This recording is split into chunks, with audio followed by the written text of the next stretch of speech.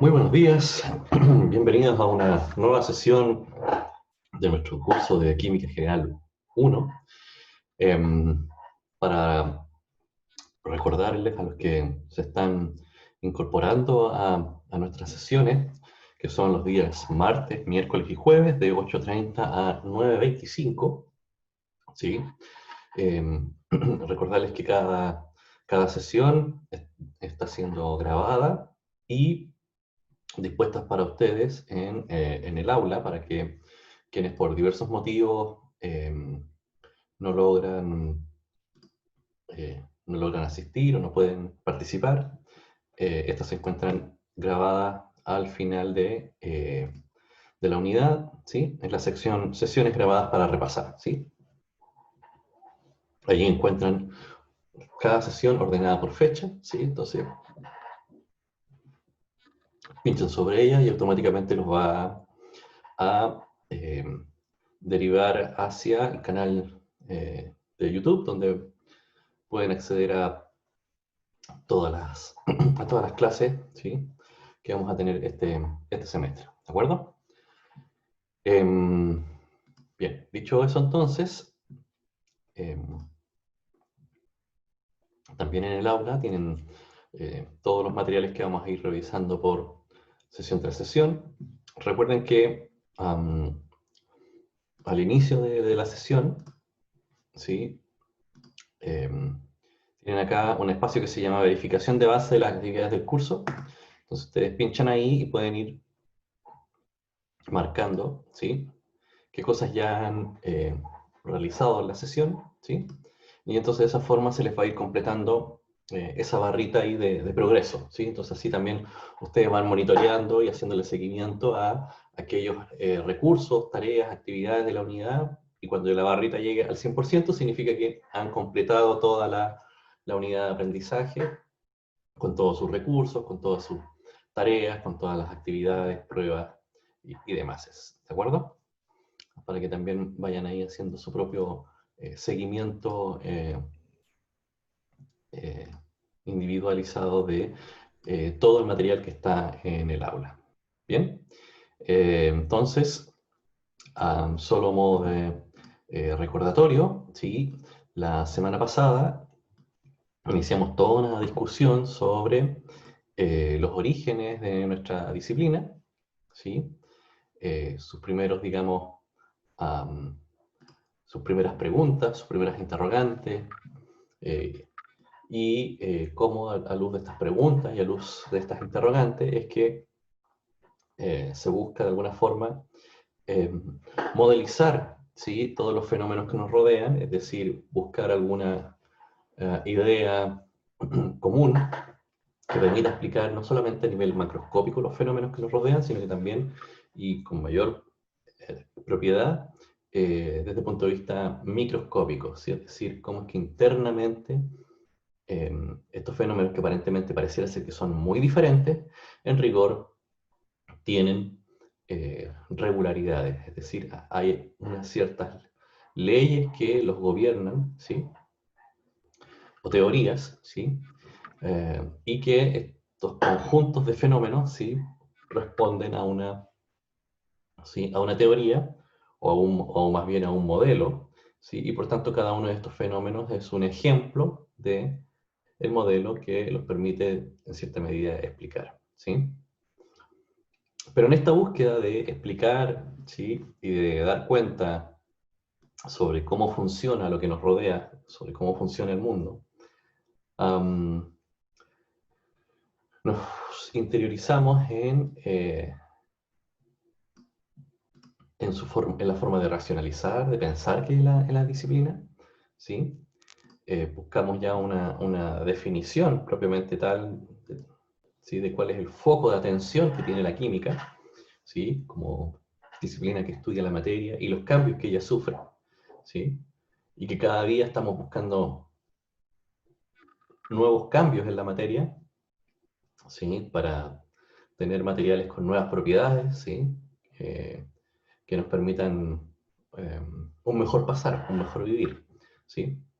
Estamos de forma constante buscando nuevos cambios para obtener nuevas propiedades que nos permitan, de alguna manera, tener mejores vestimentas, que nos protejan contra el frío, contra eh, los rayos del sol, o ciertas sustancias que tengan ciertas propiedades que nos permitan protegernos de ciertas enfermedades, o nutrirnos de distinta manera, o que nos permitan tener distintos avances eh, eh, en los distintos ámbitos para mejorar nuestra calidad de vida, ¿sí? Y entonces allí, como nuestra disciplina es aquella que estudia los cambios que sufre la materia, partimos definiendo entonces qué vamos a entender por materia, ¿sí? ¿Qué vamos a entender por sustancia? ¿Qué pasa cuando ahora esta materia o estas sustancias se mezclan? ¿Sí? ¿Y qué ocurre con ellas? ¿Sí? Estuvimos discutiendo un poquitito sobre técnicas de separación de la materia. Eh, y llegamos a los componentes y constituyentes iniciales, ¿sí? Que hay en nuestro mundo, que forman parte de todas estas mezclas, ¿sí? Que forman parte de todo lo que nos rodea, al término de elemento, ¿sí? Como una sustancia que no se puede separar en sustancias más sencillas, empleando métodos químicos y que hoy en día se conocen alrededor de 113 elementos, ¿sí? Estuvimos ahí revisando algunos de ellos, ¿sí? Con sus terminologías, y llegamos hasta aquí, ¿sí? A la clasificación de toda la materia, ¿sí? Que dependiendo cómo interaccionemos con ella, vamos a tener mezclas, o si las separamos por métodos físicos, vamos a tener sustancias puras, ¿sí? Dentro de las mezclas están las homogéneas y las heterogéneas, y dentro de las puras, compuestos y elementos, ¿sí? Y aquí quedamos porque varios de ustedes hicieron la solicitud de poder tener una sesión relacionada con cómo se nombran, ¿sí? Los elementos, y particularmente cómo se nombran también los compuestos, ¿sí? En términos de eh, poder entender las lógicas de cómo es que se les asignan nombres, ¿sí? A dichos compuestos. Y entonces, a partir de aquí, es que vamos a continuar el día de hoy, en la sesión de hoy, con respecto a eh, cómo es que o por qué es necesario nombrar, ¿sí? Los compuestos o los elementos, ¿sí? Brevemente voy a hacer una pequeña introducción a esto, que tiene que ver con que las nomenclaturas tienen mayoritariamente muchísima aplicación tanto en química orgánica como inorgánica, ¿sí? Eh, Mayoritariamente vamos a partir por la nomenclatura inorgánica, ¿sí? Que tiene que ver con todas las mezclas de todos los elementos que pueden haber, ¿sí? De la tabla periódica, exceptuando a nuestro querido amigo carbono, porque el carbono por sí solo ya es, el estudio de ese átomo es de hecho una rama solita, completa de la química, que es la química orgánica, ¿sí? Es decir, la química del átomo del carbono es básicamente lo que hoy en día se conoce como química orgánica, ¿sí? Es decir, todo donde esté ahí involucrado ese átomo se transforma y deriva a toda una rama de la disciplina que se conoce como química orgánica, y dejando el resto dentro de lo que se conoce como química inorgánica, ¿sí? Eh, y entonces acá, por ejemplo, a nuestro país, particularmente como país minero, ¿sí?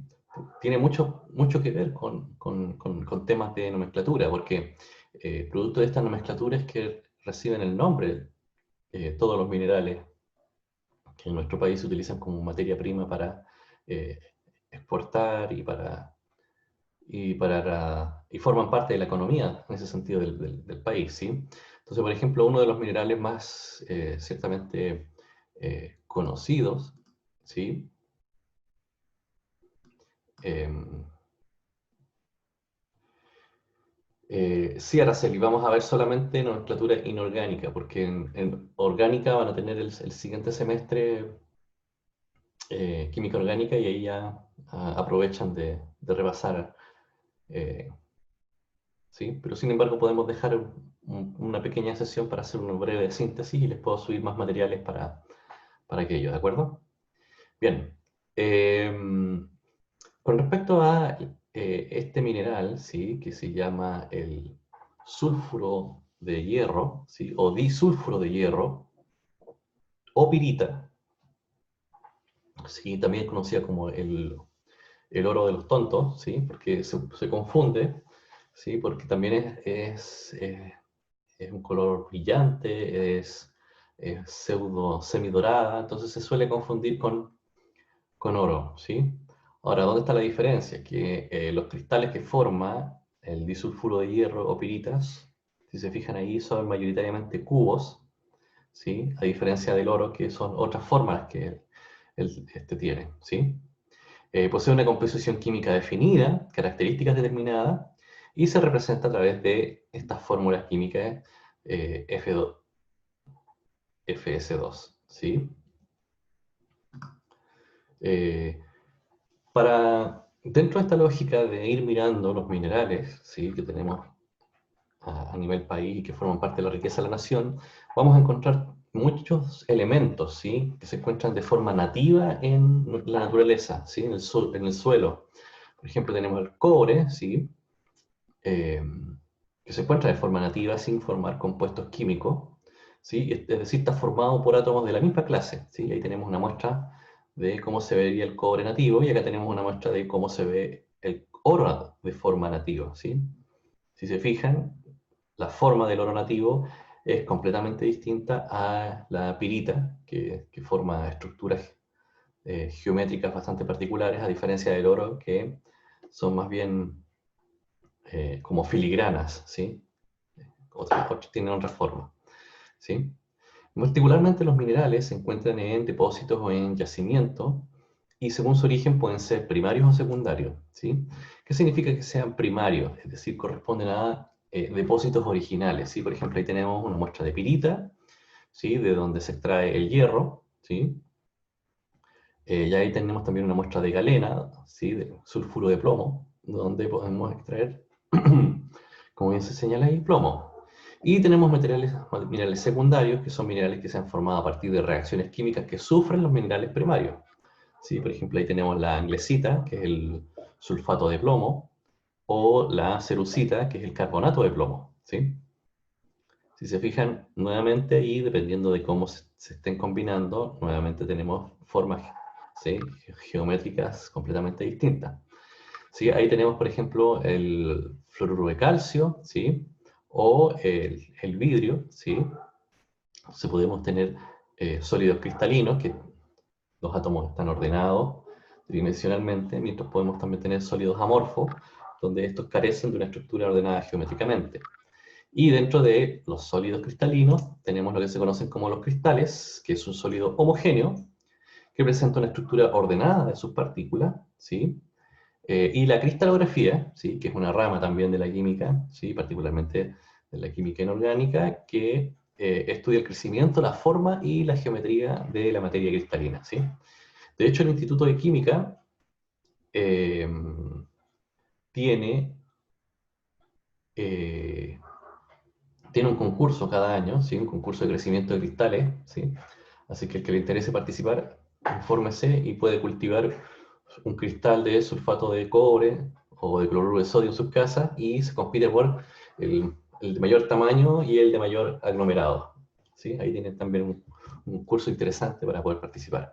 Tenemos una pregunta, dice, profe, una pequeña duda. ¿Los quilates son para medir la pureza del oro? Sí, es una, digamos, una unidad de medida para precisamente ver la pureza que tiene ese digamos, metal, ¿sí? Y que particularmente no esté mezclado con otro tipo de metales, ¿sí? Bueno, dada la forma, ¿sí? Que tienen los cristales, ¿sí? Esas formas son explicadas a partir del sistema cristalino de la cual derivan, ¿sí? Que puede ser cúbico, tetragonal, ortorrómbico, hexagonal, triagonal monocíclico, triclínico, ¿sí? Más adelante vamos a volver sobre estos temas, cuando entremos a estudiar ya en Química General 2, ¿sí? Los sólidos propiamente tal.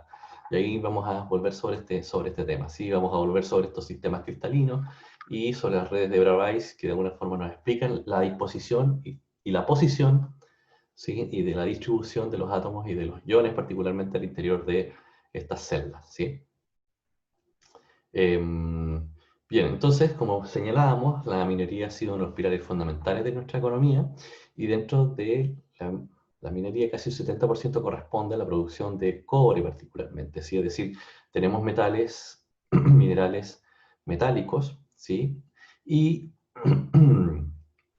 se caracterizan por ser maleables, dúctiles, buenos conductores del calor, de electricidad, ¿sí? Por ejemplo, el cobre, el oro, el magnesio, la plata. Y tenemos minerales no metálicos, como son, por ejemplo, el azufre, los nitratos, el yodo, el carbón, que se utilizan generalmente en la agricultura, en la industria química, la elaboración de fertilizantes, entre otros. Si clasificamos de norte a sur, los minerales que podemos encontrar o se disponen a nivel nacional, tenemos mayoritariamente en la zona norte, cobre, molibdeno, oro, hierro, magnesio, ¿sí? En la zona central, ¿sí? Es decir, aquí donde nos encontramos a la altura de Valparaíso, si ustedes van y se dirigen a alguna de las distintas minas que hay en el sector de los Andes, San Felipe y el interior, es posible encontrar cobre, molibdeno, plata y oro, ¿sí? Y hacia el sur, prácticamente, zinc, plomo, cobre, plata y oro también, respectivamente, ¿sí? Allí en este mapa se pueden ver los principales yacimientos, ¿sí? Eh, naturales de minerales, ¿sí? Allí en los puntos rojos corresponden a ciudades y los puntos eh, café a los yacimientos respectivos, de cobre particularmente, ¿sí? Entonces acá en Valparaíso tenemos tres prácticamente, tenemos la Fundación Chagre, El Soldado y Andina, como tres yacimientos de cobre importantes dentro de la región. En la cuarta región está Pelambre, Carmen de Andacollo. Y en la tercera tenemos Candelaria y Manto Verde. En la segunda, bueno, es la mina escondida, Lomas Bayas, El Tesoro, Michilla, bueno, la gran conocida Chuquicamata, El Abra, ¿sí? Y en la primera región, seguramente han escuchado hablar de Coyahuasi, Cerro Colorado y Quebrada Blanca, ¿sí? Muchos de los exalumnos del Instituto de Química están hoy en día trabajando en los laboratorios de análisis de gran parte de estos yacimientos de cobre, haciendo análisis de trazas de distintos tipos de eh, metales, ¿sí? También encontramos, ¿sí? Temas de nomenclatura en el agua que bebemos, ¿sí? Las aguas contienen una mayor cantidad de minerales, ¿sí?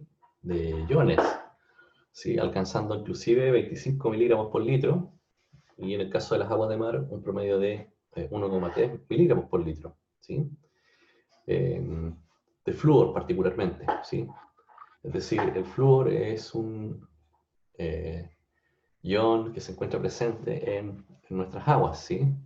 Y también, adicionalmente, se fluorura el agua, ¿sí? Como una forma de prevención de las caries dentales, um,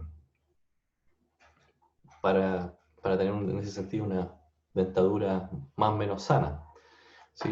La concentración máxima de flúor que puede haber en el agua no puede exceder a los 1,5 partes por millón, ¿sí? De acuerdo a establecido la norma, y los compuestos autorizados para la fluoración son el fluoruro de sodio, NaF, el fluoruro silicato de sodio, Na2SiF6, y el ácido fluoruro sílico, H2SiF6, ¿sí? Acá tenemos la cobertura nacional del flúor, ¿sí? Del norte al sur. ¿Sí? En el norte, básicamente, no se fluorura tanto el agua porque se encuentra casi de forma natural, ¿sí? Es decir, los ríos que se utilizan como fuente para abastecer de agua a la población de forma natural ya contienen flúor, ¿sí? Pero ya de la zona centro hacia el sur se fluorura artificialmente el agua, y ahí están los respectivos porcentajes. Excepto en la octava región, que por una decisión de la intendencia, o ellos no fluoruran su agua. Son decisiones políticas que a veces la gente toma. Y en rigor, a nivel de promedio del país, el 56%, ¿sí?, del agua se encuentra fluorizada, ¿sí? Entonces ahí tenemos, por ejemplo, también el flúor en productos de odontología, ¿sí?, soluciones, enjuagatorios, dentríficos, pastas, ¿sí?, donde ahí están los porcentajes, las partes por millón y sus respectivos usos, ¿sí? Es decir, tenemos nuestro amigo flúor en todos lados, ¿sí? Entonces ahí pudimos ver en estos breves ejemplos, ¿sí?, cómo es que la nomenclatura se utiliza para distintos aspectos, ya sea de nuestra vida cotidiana o de la industria, ¿sí? Entonces ahora que ya vimos los ejemplos, vamos ahora a, bueno, cómo entonces es que se nombran, ¿sí?, los elementos y los compuestos, ¿sí? ¿Y de dónde viene esta idea de formulación, ¿sí?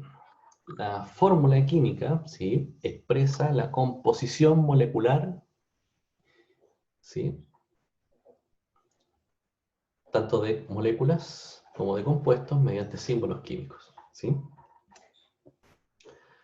Eh, el número hoy en día de compuestos conocidos supera alrededor de los 13 millones, ¿sí?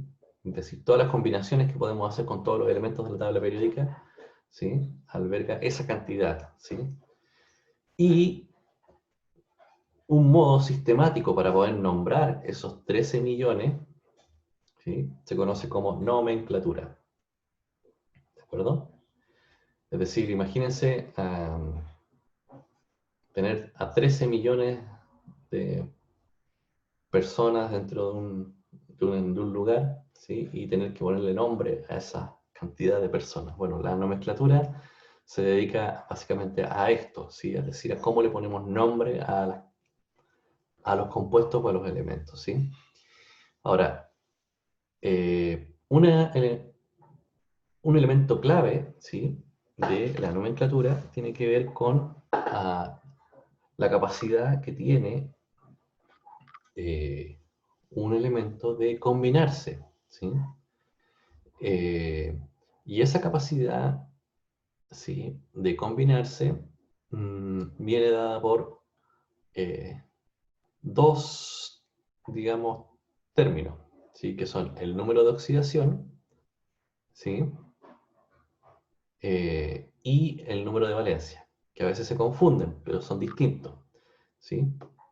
El número de oxidación, ¿sí?, es, entre comillas, la carga eh, neta de ese elemento en transformarse en un anión o en un catión, ¿sí?, que va a tener carga más 2, más 3, más 5, en algunos casos, es decir, el número de electrones que va a haber seguido al medio, ¿sí?, o transformarse en un anión, menos 1, menos 2, es decir, la capacidad de recibir electrones. Eso vendría siendo su número de oxidación, y su valencia es la capacidad de formar enlaces, ¿sí?, es decir, cuántos enlaces va a poder formar, 1, 2, 3, ¿sí? A veces coinciden el estado de oxidación con el número de valencia, ¿sí?, particularmente en los grupos 1 y 2, ¿sí?, pero ya más adelante la cosa se empieza a complicar un poquito más, ¿sí? Así que presten atención a ese aspecto. El grupo, ¿sí?, es decir, el número que se encuentra en la parte superior de la tabla periódica, nos va a indicar, ¿sí?, eh, más o menos el estado de oxidación, ¿sí?, eh, de dicho elemento, ¿sí? Por tanto, el grupo 1, ¿sí?, su estado de oxidación va a ser siempre más 1. El grupo 2 va a ser más 2, ¿sí? Eh, el grupo 6, ¿sí?, donde se encuentra el cromo, ahí ya la cosa se complica más porque ya puede ser más 2, más 3 o más 6. El grupo 7, donde está el manganeso, ahí puede ser más 2, más 3, más 4, más 6 o más 7. El grupo 8, 9 y 10, ¿sí? Puede ser más 2 o más 3. El grupo 10, 2 más 3. El grupo 11, ¿sí? Puede ser más 1 más 2, más 1, más 1 y más 3, dependiendo de qué tipo de metal esté ahí involucrado. En el grupo 12, ¿sí? Donde está el zinc, el cambio, el cadmio y el mercurio, puede ser más 2, más 1, más 2 respectivamente. En el grupo 13, que es la familia del boro, más 3, menos 3. El grupo 14, que es la familia del carbono, bueno, más 2, más 4, menos 4 en algunos casos. En el grupo 15, de la familia del nitrógeno, menos 3, más 3 y más 5. En el grupo 16, que es la familia del oxígeno, menos 2 solo para el oxígeno, y para el resto de los elementos que están formando ese grupo, más 2, más 4, más 6 y menos 2. Y finalmente el grupo 17, que es la familia del flúor, tendría menos 1, y el cloro, el bromo, el yodo y el astato, desde el más 1, pasando por el más 3, más 5, más 7, hasta el menos 1. ¿Sí? Y el grupo 18, que sería el de los halógenos, no, ahí eso es 0. ¿Sí? Entonces, esta tabla, ¿sí? Para ustedes es primordial que la conozcan, que la vayan de alguna forma ensayando, porque ella nos va de alguna manera a dar luces con respecto a cómo es que los elementos se logran combinar, ¿sí? Y qué tipo de compuestos logran formar, ¿sí? ¿Preguntas o dudas hasta acá?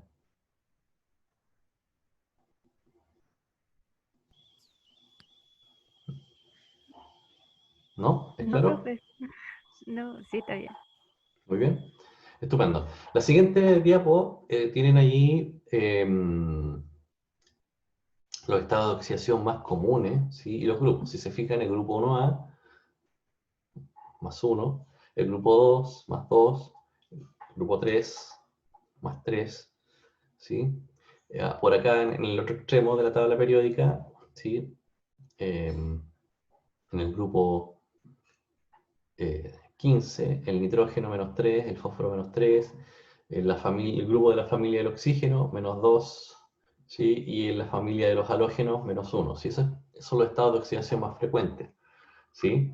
Entonces, ¿cuál es la tendencia? Mayoritariamente es formar pares o formar tríos para que el compuesto que se forme quede eléctricamente neutro. ¿Sí? ¿Se entiende la idea? Entonces, la tendencia va a ser que se junten o que se formen compuestos a partir de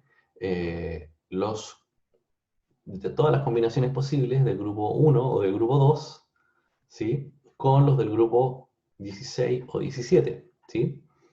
¿Por qué? Porque cargas opuestas, ¿sí? Se atraen, ¿sí?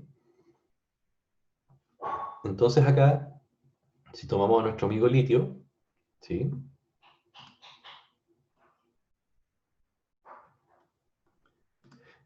Si tomamos al litio, que tiene carga más 1, ¿sí? Lo más, digamos, usual es que se combine con un elemento que contenga una carga negativa equivalente, ¿sí? A él, que sería el flúor, que se encuentra en una carga menos 1.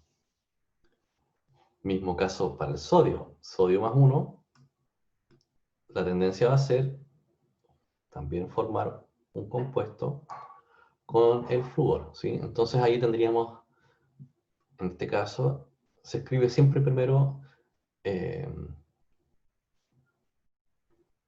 el catión, ¿sí?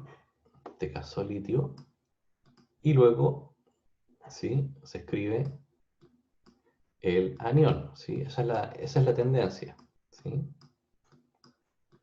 Entonces, cargas idénticas se anulan, ¿sí? Entonces formamos un compuesto que es eléctricamente neutro, ¿sí? Que sería el fluoruro de litio, ¿de acuerdo? ¿Sí? Entonces se escribe primero el catión, luego el anión, pero se lee al revés. Primero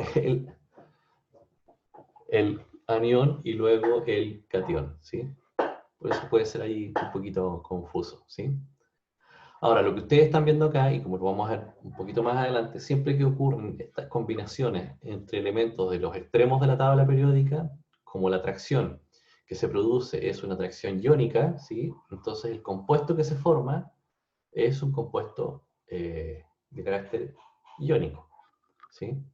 A diferencia si formáramos, por ejemplo, un compuesto eh, de este lado de la tabla periódica, mayoritariamente del lado derecho, ¿sí?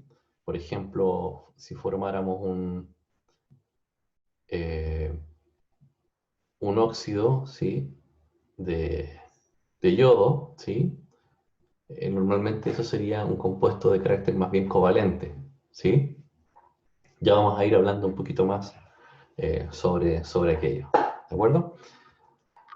Entonces se llaman sustancias simples aquellas que están constituidas por átomos de un solo elemento, ¿sí? Entonces, por ejemplo, acá tenemos sustancias simples, hidrógeno, flúor, cloro, bromo, yodo, oxígeno, ¿sí? Que están formados de átomos de ese mismo elemento, ¿sí? Entonces acá aparecen las primeras formas de nombrarlo, forma antigua o tradicional, que llevan solamente el nombre, o por la Sistema Internacional o UPAC, ¿sí? Donde, como esto en rigor son moléculas, ¿sí? Porque son gases, ¿sí? Entonces se utiliza eh, un sufijo para dar a conocer cuántas veces está el elemento en la molécula, ¿sí? Y como acá está dos veces, entonces es dihidrógeno, difluor, dicloro, dibromo, diyodo, dioxígeno, trioxígeno, octazufre, tetrafósforo, ¿de acuerdo? Es decir, cuando ustedes vean una molécula de cloro bajo sistema UPAC, deberían hablar de dicloro o simplemente cloro, ¿de acuerdo? Y recuerden que los gases nobles, como no interaccionan con nadie, se escriben de forma monoatómica, ¿sí? Helio, neón, argón, criptón, radón, ¿sí? Bien. Y los metales siempre se representan mediante sus propios símbolos, cobre, hierro, plata, etc. Bien, vamos a los primeros, digamos, compuestos que tienen que ver con, se conocen como compuestos binarios, que es la combinación de dos elementos. Están formados por dos elementos solamente, ¿sí? Y se escriben en un cierto orden. Primero el menos electronegativo y después el más electronegativo, que en rigor vendría siendo primero el catión y después el anión, ¿sí? Acá se intercambian los números de oxidación, que fue lo que estuvimos hablando anteriormente, pero prescindimos del signo, ¿sí? Y siempre que sea posible se simplifica, ¿sí? Y el compuesto, como les señalaba, se lee de derecha a izquierda, ¿sí? Veamos acá, este ejemplo que está aquí, ¿sí? Acá tenemos nuestro amigo aluminio, ¿sí? Que sabemos que nuestro amigo aluminio tiene estado de oxidación +3, ¿sí? Y el oxígeno, ¿sí? Cuando no es oxígeno molecular, sino que forma parte de un compuesto, siempre es por convención, a excepción de que esté formando un peróxido o un superóxido, ¿sí? Va a tener un estado de oxidación -2, ¿sí? ¿De acuerdo? Y entonces, horror. ¿Qué tenemos que hacer para que esto quede, la combinación de estas dos cosas, quede eléctricamente neutro? ¿Sí? Entonces, para que quede eléctricamente neutro, tenemos que buscar un común denominador entre el 3 y el 2. ¿Sí? Y entonces acá lo que uno hace es opera con subíndices. ¿Sí? Entonces el subíndice me indica cuántas veces va a estar ese elemento en el compuesto que está formando. ¿De acuerdo? Y entonces acá lo que se hace es que mágicamente, si yo tomo ese estado de oxidación y lo coloco cruzado, ¿sí? Como subíndice,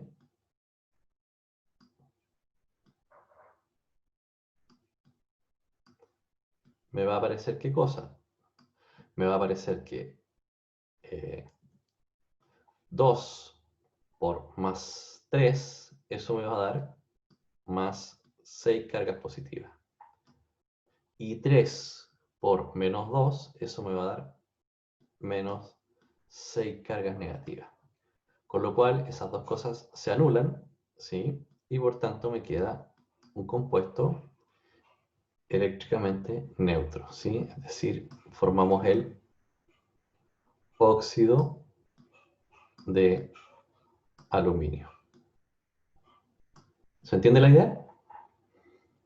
¿Sí? Recuerden que las cargas no se dibujan, ¿sí? No se escriben. Esto simplemente es para guiarnos en la lógica de pensar, la lógica de razonamiento, ¿sí?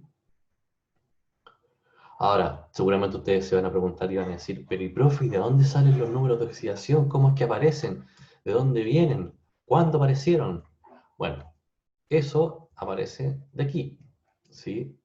De la tabla periódica, porque, o más bien cómo se forman en ese sentido los iones y los cationes.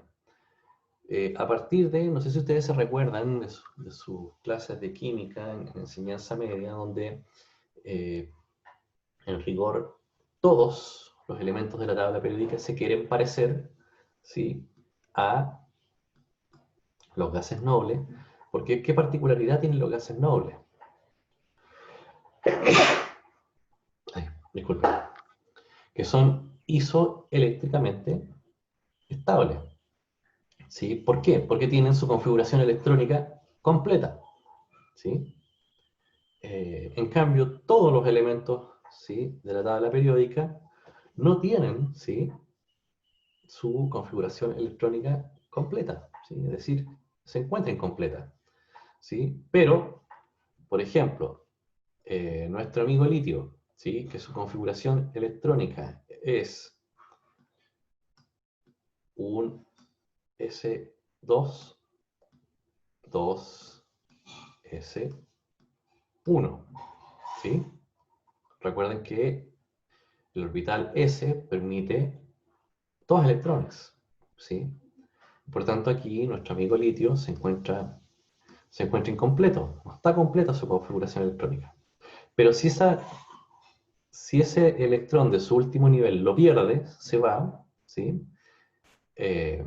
Lo quitamos, entonces se transforma en un catión, litio más 1, ¿sí? Bueno, el 1 nunca se dibuja, con lo cual alcanza una configuración electrónica parecida o isoeléctricamente parecida a la del helio, y como sabemos que el helio es un gas noble, bueno, ha alcanzado esa, digamos, estabilidad. ¿Sí? Y lo mismo para todos los elementos. Algunos su tendencia va a ser entregar, ¿sí?, ceder electrones, ¿sí? Y por tanto, como vamos a ver más adelante, significa o implica que tiene una energía de ionización muy bajita, ¿sí? Es decir, se necesita muy poca energía para sacar ese electrón de su último nivel. Y por otro lado vamos a tener aniones, ¿sí?, donde esos elementos, la tendencia, ¿sí?, tiene una afinidad electrónica mucho mayor, por tanto es más fácil incorporar electrones, ¿sí? Y por tanto van a ser isoeléctricamente parecidos igual al gas noble que está en su mismo, digamos, nivel energético, ¿sí? De ahí viene esta idea de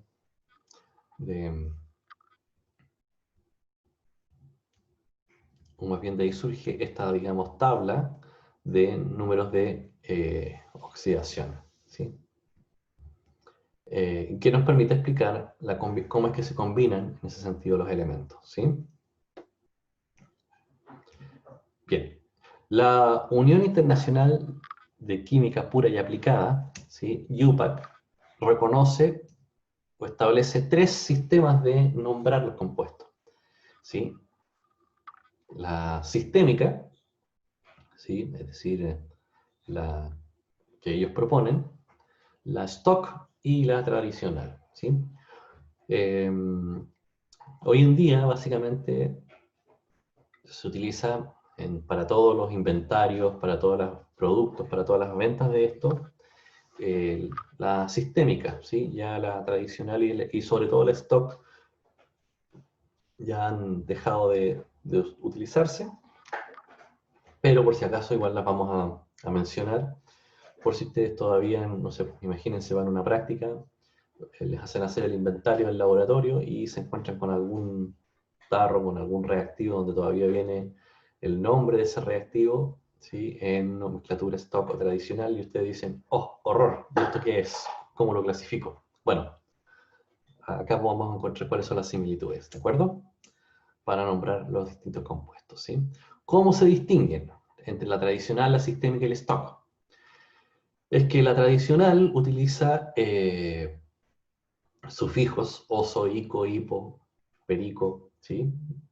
La sistémica, ¿sí? Hace más bien referencia a que utilizar números romanos, y el stock también utiliza números romanos, pero junto al elemento dependiendo de su estado de oxidación. Vamos ahora a revisar cada una de ellas, ¿sí? Entonces, la nomenclatura sistemática, ¿sí? UPAC, que es la que debemos de aprender y trabajar, consiste en la utilización de prefijos numerales griegos para indicar el número de átomos de cada elemento presente en la fórmula, ¿sí? De esta forma, los prefijos son mono, para si es uno, pero normalmente eh, no se menciona, di, cuando son dos átomos, tri, cuando son tres, tetra, cuando son cuatro, penta, cuando son cinco, hexa, seis, hepta, siete, octa, cuando son ocho, ¿sí? Por ejemplo, eh, nona, para cuando son nueve, deca, cuando son 10, y así sucesivamente, ¿sí? Hacia arriba. Por ejemplo, ahí tenemos un compuesto donde tenemos dos átomos de cloro presente y 5 átomos de oxígeno presente en ese compuesto. Entonces el compuesto se va a llamar penta, ¿sí? Refiriéndose a los 5 átomos de oxígeno, pentaóxido, ¿sí? De porque tenemos dos, cloro, ¿sí? El que sigue, sulfuro de dihidrógeno, ¿sí? Tetra, ¿sí? Referido a los 4 átomos de hidrógeno, hidruro de silicio, ¿sí? Y así. ¿Se entiende la idea? ¿Hay preguntas, dudas, consultas? No, profe, se entiende. ¿Sí? Bien. Por mi lado, no sé los chiquillos. Ahí vayan, por favor, porque a veces puede ser complejo esto, entonces, por favor, intervengan, pregunten por el chat o como lo acabas de hacer tú, Giselle, a viva voz, ¿sí? Sí, profe. Profe, La número... Sí, profe, consulta. El porque dice que mono puede omitirse, o sea, uno decide si lo puede ocupar o no, o cómo es. claro, el mono se puede omitir, ¿sí? Por ejemplo, eh, el óxido de carbono, ¿sí? En realidad se le llama tradicionalmente óxido de carbono cuando es CO, pero en realidad se debería llamar monóxido de carbono, ¿sí? Entonces tienes acá, por ejemplo, óxido de carbono o simplemente monóxido de carbono o dióxido, ¿sí? De carbono, ¿sí? Que es como normalmente son los dos gases que emanan de, de procesos de combustión, ¿sí? Cuando mayoritariamente son combustiones incompletas, vamos a tener monóxido o dióxido de carbono, ¿sí? En este caso, sí conviene nombrarlos porque hay que hacer la distinción, pero, por ejemplo, acá, en este compuesto, ¿sí? Acá hay un átomo de cloro y acá hay un átomo de sodio. Normalmente decimos cloruro de sodio, no decimos monocloro de monosodio. No, ¿te das cuenta? ¿Se entiende la idea? ¿Araceli? Sí, profe, gracias. ¿Sí? Súper. Entonces ahí dependiendo de cómo se esté combinando, vale la pena nombrarlo y, por ejemplo, en el caso que sería este caso básicamente, dióxido, monóxido de carbono. Pero acá en este caso, no sé, por cloruro de sodio no tiene sentido hablar de monocloro de monosodio, por si acaso. ¿Sí? Bien, la nomenclatura Stock, ¿sí? Lo que hace es indicar el número de oxidación con números romanos, entre paréntesis, al final del nombre de un elemento. ¿Sí? Ahora, si solamente este compuesto tiene un único estado de oxidación, entonces no se indica. ¿Sí? Por ejemplo, acá, óxido de cobre 2. ¿Sí? ¿Por qué? Porque el cobre, recuerden que el cobre tiene dos estados de oxidación, más 1 y más 2. Entonces acá está operando como más 2 el cobre, porque el oxígeno tiene un estado de oxidación menos 2. Entonces, como es un compuesto eléctricamente neutro, entonces estaría bajo su estado de oxidación 2.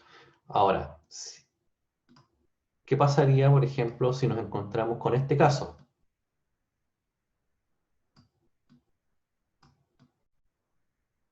¿Cómo se llamaría ese compuesto?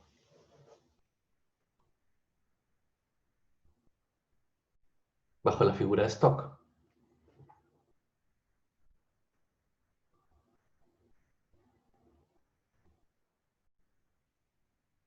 Ahí en este caso sería óxido de cobre 1, ¿sí? Porque el cobre estaría actuando con su estado de oxidación 1, ¿sí? Y como está actuando con estado de oxidación 1 para ser eléctricamente neutro, entonces colocamos ese índice 2, porque si está como más 1, y esto sabemos por convención que es menos 2, y esto acá abajo también hay 1, el 1 nunca se dibuja normalmente, entonces 1 por menos 2 es menos 2, y 2 por más 1 nos da más 2, con lo cual eso queda de forma eh, eléctricamente neutra, ¿sí?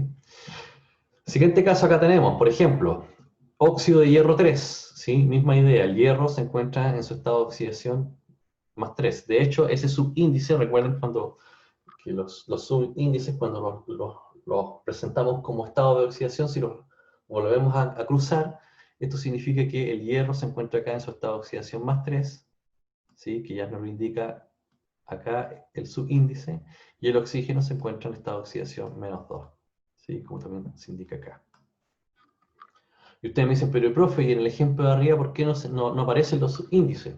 No aparecen los subíndices porque cuando, en términos de carga, ¿sí? Uno dice, pero profe, si aquí esto es más 2, entonces significa que aquí tendría que ir un 2, y si este es menos 2, si este yo lo cruzo para acá, también tendría que haber un 2. Como hay 2 y 2, entonces se simplifica. No hace falta colocarlo. ¿Sí? Los subíndices operan cuando precisamente existen estas diferencias. ¿Sí? Cuando la relación es 1 es a 2, o 2 es a 1, o 3 es a 2, o 2 es a 3, y viceversa. Pero cuando la relación es 1 a 1, normalmente no se dibuja. ¿Sí? Pero como les decía, el stock es un sistema de nomenclatura que ya está en retirada, no se usa mucho, pero se los comento como una forma de conocimiento general, ¿sí? No se los voy a preguntar en ninguna prueba, así que tranquilo.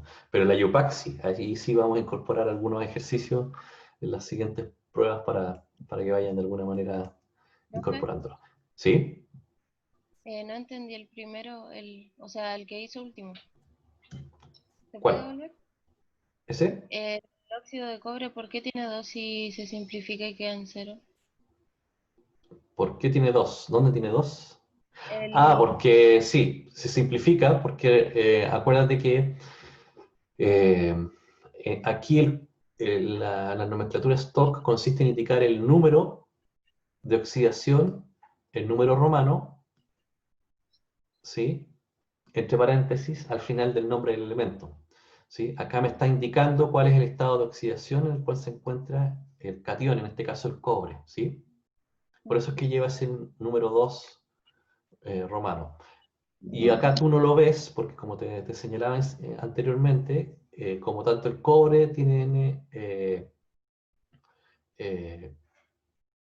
un, digamos, estado de oxidación 2 y el oxígeno tiene estado de oxidación también 2, entonces se simplifican, entonces por eso queda en simbología, queda simplemente expresado como CuO nada más.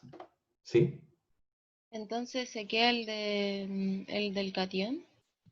Sí, siempre el catión es el que manda, ¿sí? En Ya, esta nomenclatura. ¿De acuerdo? ya. Sí, Súper. gracias. No hay nada. Bien. Y finalmente, la nomenclatura tradicional, ¿sí? Que probablemente ustedes la conocieron en la escuela, consiste en añadir un sufijo al nombre del elemento según el número de oxidación con el cual actúe. Por ejemplo, si hay solamente un estado de oxidación, ¿sí? La terminación va a ser ico. Pero si hay dos estados de oxidación, por ejemplo, más 1 y más 2, entonces el más 1 va a ser oso y el más 2 va a ser ico.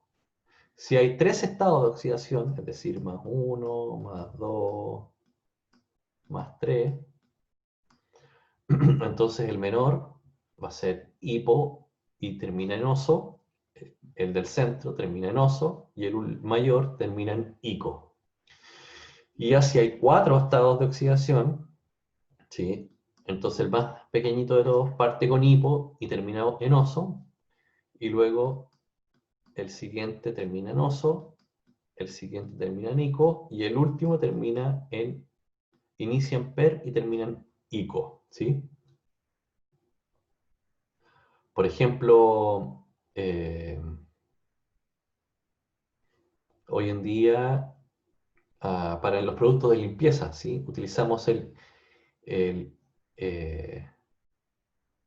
se utiliza muchísimo el ácido perclórico, ¿sí? Significa que estamos utilizando la nomenclatura antigua para referirse a un ácido que contiene cloro y ese cloro se encuentra en su mayor estado de oxidación, ¿sí? Por tanto, recibe el nombre de ácido perclórico, ¿sí? O ácido hipocloroso, ¿sí? Que se encuentra también en un ácido que contiene cloro, donde el cloro se encuentra en su estado de oxidación eh, menor, por decirlo de alguna manera, ¿sí? Veamos algunos ejemplos de esto, ¿sí? Vamos a ir mirando algunos ejemplos. Entonces, dentro de los compuestos binarios, ¿sí? Se clasifican en óxidos, peróxidos, hidruros y sales neutras, respectivamente. Dentro de los óxidos tenemos óxidos básicos, óxidos ácidos, ¿sí? Y dentro de los hidruros tenemos hidruros metálicos, hidruros no metálicos, y dentro de las sales, sales neutras, ¿sí? Y sales volátiles, respectivamente, ¿sí? Y dentro de los hidruros no metálicos, es decir, todas las combinaciones entre hidrógeno y cualquier no metal de la tabla periódica, se separan en aquellos que se combina el hidrógeno con los grupos 13, 14 y 15, que se conocen como hidruros volátiles, y los hidrógeno combinado con elementos del grupo 16 y 17, que se conocen como haluros de hidrógeno, ¿sí? Esos son como la clasificación total de los compuestos binarios, ¿de acuerdo? Vamos a ir mirando cada uno de ellos, ¿sí? El primero, los óxidos, ¿sí? ¿Qué son los óxidos? Los óxidos son cualquier combinación de oxígeno con cualquier elemento químico, ¿sí? Recuerden que el oxígeno va a operar, ¿sí? Como óxido, siempre va a estar actuando en su estado de oxidación menos 2, ¿sí? Entonces, si son cualquier combinación con cualquier elemento, entonces vamos a tener óxidos básicos, que es cuando se combina el oxígeno con cualquier metal, y ahí tenemos algunos, perdón, algunos ejemplos, ¿sí? Por ejemplo, sistemática, stock y tradicional. Sistemática, acá sería este que está aquí. Dijimos que cuando hay uno, entonces mono, ¿sí? Entonces este se llamaría monóxido de hierro. En stock sería óxido de hierro, indicando el estado de oxidación, 2.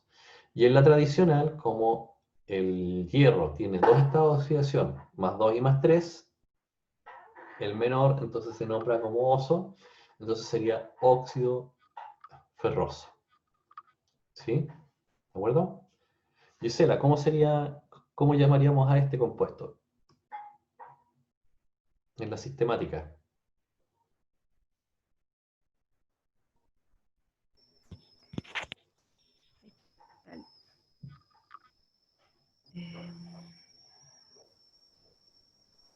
Monóxido ¿Sí? de, y me-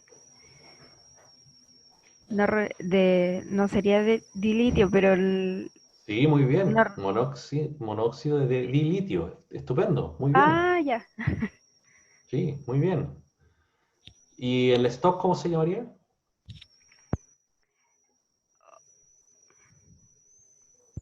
Óxido de el de litio, no sé si era, si es óxido de litio y sería con un uno. Claro, pero como es uno, no hace falta No ponerlo. sé, no hace falta, exacto. ¿Y en Y la el tradicional cómo sería? tradicional sería óxido, sí, óxido, Si tiene un estado de oxidación, ¿cuál es la terminación que recibe? ¿Te acuerdas o no? ahí no recuerdo.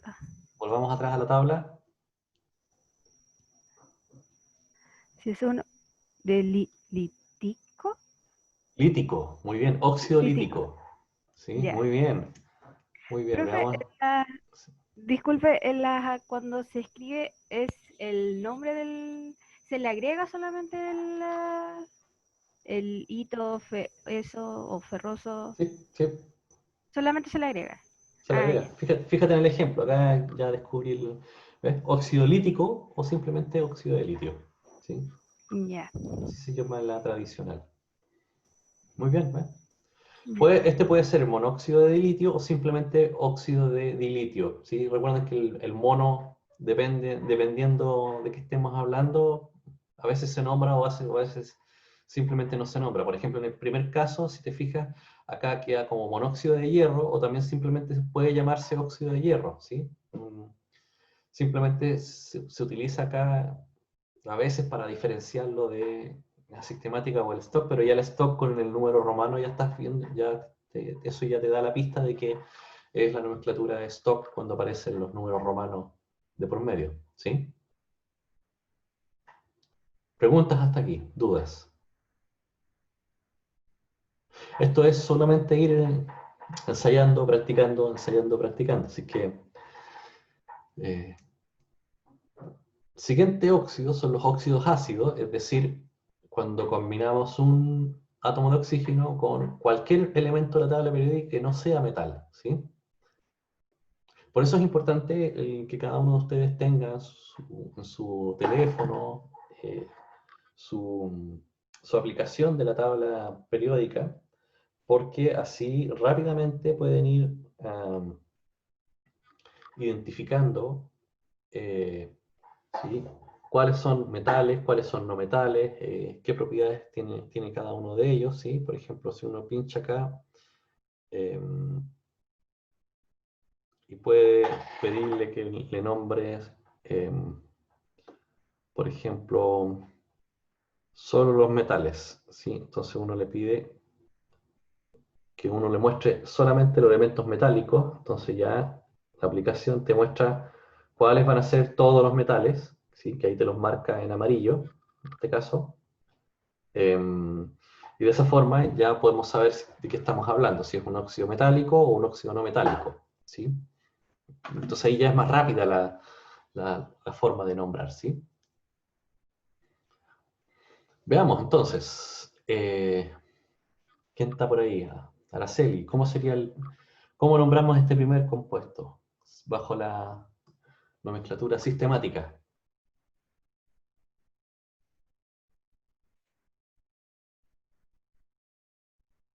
Eh, ay, mono, no, a ver,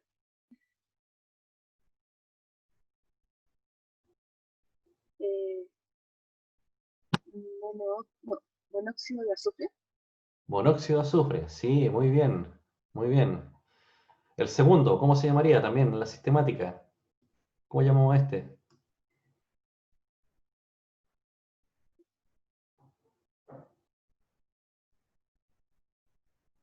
Si tenemos dos átomos de oxígeno, ¿cómo se llamaría? Dióxido de azufre. Muy bien, ¿y el tercero?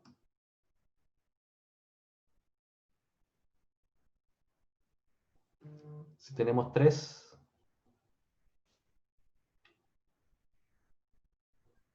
Dióxido de azufre. trióxido de azufre. Sí, muy bien, ¿sí? Ah, y el siguiente sería monóxido de carbono y dióxido de carbono respectivamente, ¿sí? Y y en la stock, bueno, ahí van con los números romanos, y en la tradicional acá cambia un poquitito porque aparece este término, ¿sí? Anhídrido, ¿sí?